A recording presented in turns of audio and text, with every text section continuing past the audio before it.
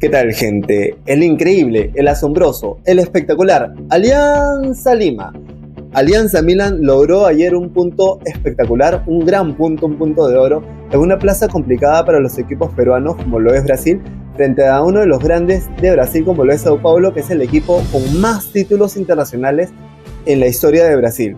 Y frente a este equipo, Alianza logró algo increíble, que fue remontar un 0-2 a un 2-2, totalmente meritorio con dos golazos, y lo que ha hecho Alianza es historia pura.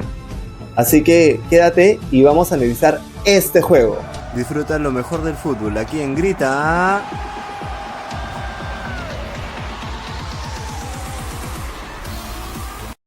En un partido que a la previa Alianza Lima no venía bien, y es que después de su empate con Iquique en su clasificación a fase de grupos, la derrota con Libertad en casa y el empate de local con su clásico, preocupaba porque parecía que a lo lejos Alianza podría estar teniendo un posible bajón futbolístico.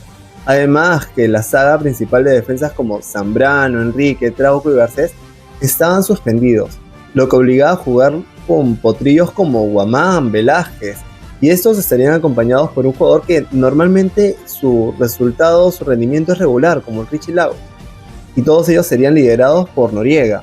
¿Y quién más que él? Porque él es el más experimentado con tan solo 23 años, y a esa edad tuvo que comandar la defensa.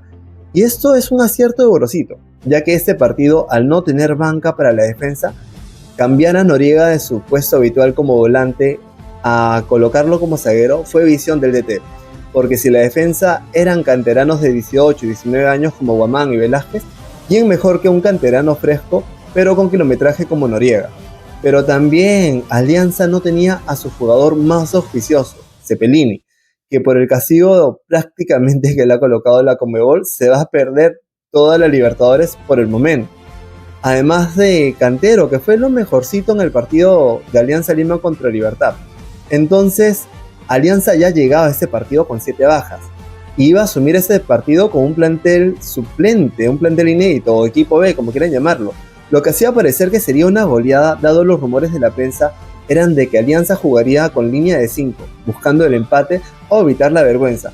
Pero todo fue lo contrario, ya que Gorosito puso una alineación de 4-5-1, y eso ya denota una idea de que lo que planteaba Gorosito era defender desde el medio campo y así atacar y no permitir que lo ataque.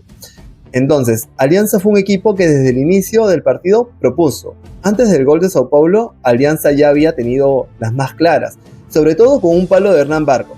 Pero como dicen, goles que no haces, goles que te hacen. En el mejor momento de Alianza llega el desborde de Ferreira, que junto con el argentino Díaz volvieron totalmente loco al canterano Guamán, que en una corrida lo pasa, y el rebote al lanzar, patean al arco, un rebote casualmente cae en el pie de Noriega, que quiso botar la pelota, y llegaría el primero de Sao Paulo. En parte autogol, pero igual es más mérito de Ferreira. Luego de ese mismo jugador, a los 5 minutos después, pondría el segundo, siendo un resultado injusto por lo visto en ese momento. Luego Sao Paulo cada vez era más, y la localía pesaba y Sao Paulo pesaba. Entonces, para Alianza lo mejor era que termine ese primer tiempo. Acabó el primer tiempo y no sé qué les habrá dicho Gorosito en los camerinos, pero Alianza regresó con una actitud poco vista por los equipos peruanos. Volvió a buscar el partido. El DT de Sao Paulo en el primer tiempo se encontraba desesperado por la anotación de Sao Paulo, y en el segundo tiempo decidió cuidar el resultado, respetando mucho a Alianza. Probablemente se preocupó por el partido que tuvo Alianza con Boca en la Bombonera. No sé qué fue lo que pasó, porque desde el primer tiempo a un momento hasta el técnico tiró las botellas de agua molestos porque su equipo no le anotaba a Alianza, estaba muy estresado. Pero en el segundo tiempo estaba más tranquilo, respetó tanto a Alianza que sacó a su delantero. Y eso fue algo que le ayudó a Alianza. Además que, como típico equipo brasileño, Sao Paulo daba espacios porque igual, en cierta forma, iba a seguir buscando un tercer gol, pero ya cuidando más el resultado. Entonces, Alianza comenzaría a llegar un poco más, y fue así que en tremenda jugada colectiva entre Barcos, Baibor, llegaría a Castillo y anotaría un golazo. Fue puro tiki-taka, tiki-taka. Una gran jugada colectiva de Alianza Lima que lograría el primero siendo un golazo, y luego de eso no quedaría ahí, sino que llegaría a Guamán, que se reivindicaría de la primera jugada en la cual lo pasó por completo Ferreira y daría un centro preciso para Quevedo, preciso que en realidad Quevedo con una calidad anotó un golazo como muchos años antes lo anotó también en la Liga Peruana.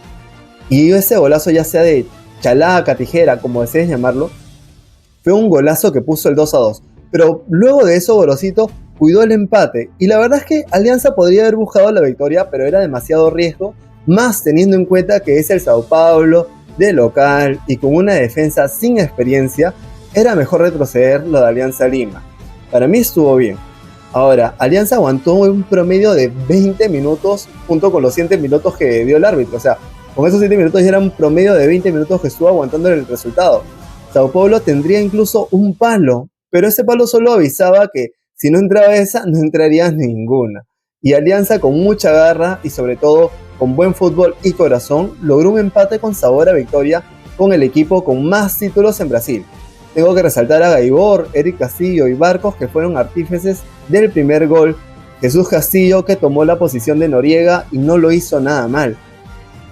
La Bandeira, que fue de lo mejor en lo colectivo. También los potrillos que jugaron, Guamán, que con ese centro lo hizo muy bien. También Cairo, que fue un jugador con 17 años, jugador de 17 años peruano, debutando en la Copa Libertadores. No recuerdo hace cuántos años veo a un jugador de 17 años, probablemente ni ha acabado el colegio, y ya debutó con Alianza Lima y en Libertadores. Gorosito en realidad que leyó muy bien el partido, tuvo su revancha después de haber perdido una final, la cual fue suspendida por actos vandálicos en Sao Paulo. Tuvo su revancha con Sao Paulo en cierta forma, ya que no ganó el partido, pero sí le dejó el mal gusto a Sao Paulo al haber quedado empatado. Vizcarra, que pese a los 2 goles, salvó varios tiros al arco. Basta ver los números y sobre todo los tiros que aguantó Vizcarra para que vean que en realidad hizo un gran trabajo. Noriega, que fue el jugador más espectacular, el punto más alto, sobre todo Noriega, porque corrió por todos lados, subía, atacaba, retrocedía y defendía. Tuvo físico de sobra para una responsabilidad muy sacrificada. No anotó, pero fue la columna vertebral de Alianza Lima. Y fue un equipo, realmente este equipo de Alianza, que compitió. Y los números lo respaldan. 25 tiros contra 14 tiros de Alianza. 6 remates al arco de Sao Paulo y 5 de Alianza Lima. Un partido que a priori ni el hincha blanquiazul más hincha, más blanquiazul, más íntimo, lo hubiera esperado, pero sí deseado. Así que apaguen una velita y felicidades a Alianza Milan, porque por ahora deben de concentrarse en Talleres. Ya se logró ese objetivo de que era no perder en Brasil, y yo sé que pueden lograr un gran resultado contra Talleres, así que ahora concentrarse en lo que se viene. Felicidades, hincha blanquiazul, y gracias por quedarte hasta aquí. No olvides suscribirte para que luego veas mis próximas predicciones. Gracias. Oye, a toda la banda de Grita Gol, un abrazo grande y suscríbanse.